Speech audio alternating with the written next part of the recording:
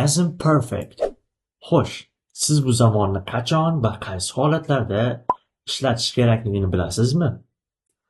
Agar bilmasangiz, bugungi darsimizda buni batafsil o'rganamiz.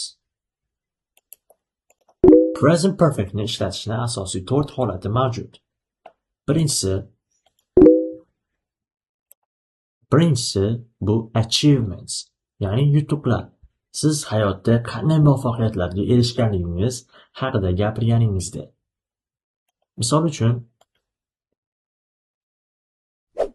I have won the gold cap. Ya'ni men oltin sovrinni qo'lga kiritdim.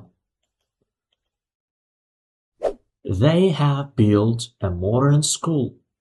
Ular zamonaviy maktab qurishdi. He has written many books. Ya'ni u ko'plab kitoblar yozgan. Va keyingisi bizda life experience, ya'ni hayotiy tajriba. Misol uchun, I have seen this movie before. Ya'ni men bu filmni avval tomosha qilganman. She has traveled to many countries. U ko'plab mamlakatlarga sayohat qilgan. Ya'ni bu yerda uni ko'plab mamlakatlarga sayohat qilgani bu uning hayotiy tajribasi hisoblanadi. He has ridden a bike before. Ya'ni u avval velosiped haydagan. Va bizda keyingisi lack of experience, ya'ni tajriba yo'qligi. Ya'ni hayotda biror bir narsani hech qachon qilib ko'rmaganingiz yoki sinab ko'rmaganingiz.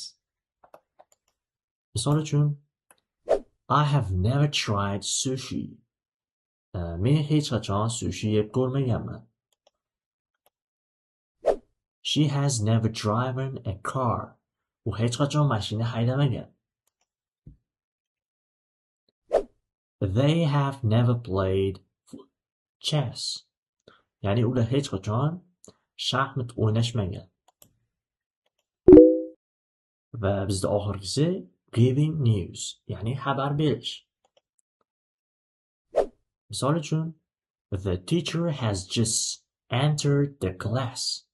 Ya'ni o'qituvchi hozirgina sinfxonaga kirdi. They have recently opened a new shop. Ular yaqindagina yangi do'kon ochishdi. We have already sent the email. Biz allaqachon xabarni jo'natdik. Present perfectning positive shakli quyidagicha bo'ladi. Subject have has plus verb 3ed. Misol uchun, I have finished my work. Men ishimni tamomladim. Va negative shakli quyidagicha bo'ladi. Subject plus have has plus not plus verb 3ed. Misol uchun, he has not called me. Ya'ni u menga qo'ng'iroq qilmadi. Ko'rib turgan bo'lsangiz, present perfectda bizda vaqt muhim emas.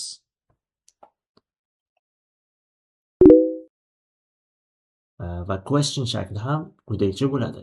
Have has plus subject plus verb 3ed. Shunchaki have has subjectdan oldinga chiqadi. Have you eaten a crab? Qisqichbaqa yeganmisiz?